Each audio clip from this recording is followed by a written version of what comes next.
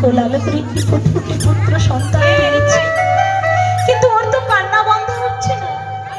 ও স্বামী, শুনেছি জন্মের পর শিশুর বদনে মধু দিতে হয়, একটু মধু এনে দাও না স্বামী, আমার সন্তানের বদনে দেব।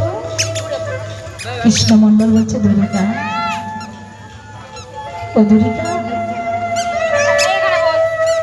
আমি যে দিনহীন কাম, মধু কিনবার মতো আমার কাছে যে করিনি, কোথা থেকে আনবো মধু? দুরিকা দেবী বলছে, তাই বলে কি আমাদের সন্তানের বদনে একটু মধু দেব না? আমাদের সন্তান কি মধু সেবা করবে না? কৃষ্ণমণ্ডল বলছে, কে বলেছে করবে না? দাও দাও দুরিকা, আমার কোলে দাও, আমি ওর কান্না বন্ধ করে দিচ্ছি। দুরিকা দেবী বলছে, আমি মা হয়ে পারলাম না, আর তুমি বাবা হয়ে বলছো সন্তানের কান্না বন্ধ করে দেবে?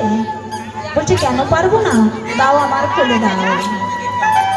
কৃষ্ণমণ্ডল পুত্র সন্তানকে কোলে নিয়ে বলছে, ওরে বাবা, আমি যে দিনহীন কানা, ভিক্ষা করে আমাদের সংসার চলে, আমি তোকে দোকান থেকে মধু কিনে এনে সেবা করাতে পারবো না, কিন্তু ওরে বাবা, আজ আমি তোকে যে মধু সেবা করাবো, সেই মধুর থেকে মিষ্টি মধু আর জগতে না।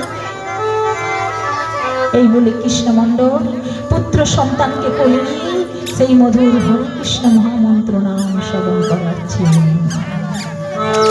এত বলে শোনালো মধুর হরি নাম, এত বলে শোনালো হরি নাম, এত বলে শোনালো মধুর হরি নাম, এত বলে শোনালো মধুর হরি নাম। হরি নাম শুনে শিশু হাসে অবিরাম, হরি নাম শুনে শিশু হাসে অবিরাম।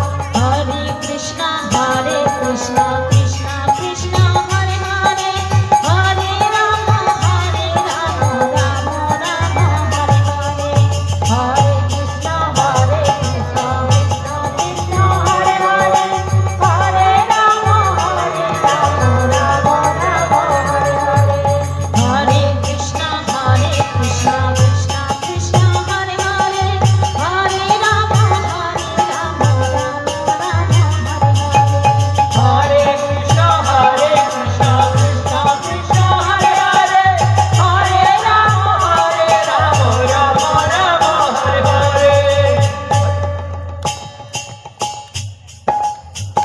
আর যখনই ওই মধুর হরি নাম করছে, সঙ্গে সঙ্গে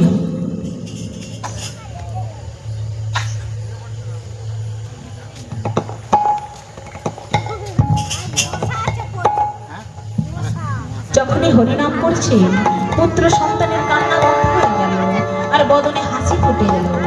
আর যখনই দেখছে হরিনাম শ্রবণ করে কান্না বন্ধ হয়ে গেল, প্রতিবেশী সকলেই অবাক হয়ে দেখে বলছে, ও দুরিকা, ও কৃষ্ণমণ্ডল, তোমরা খুব ভাগ্যবান, তোমাদের ঘরে যেমন তেমন সন্তান জন্মগ্রহণ করে না, এই সন্তানের জন্য এই পৃথিবীতে তোমাদের মুখ উজ্জ্বল হবে।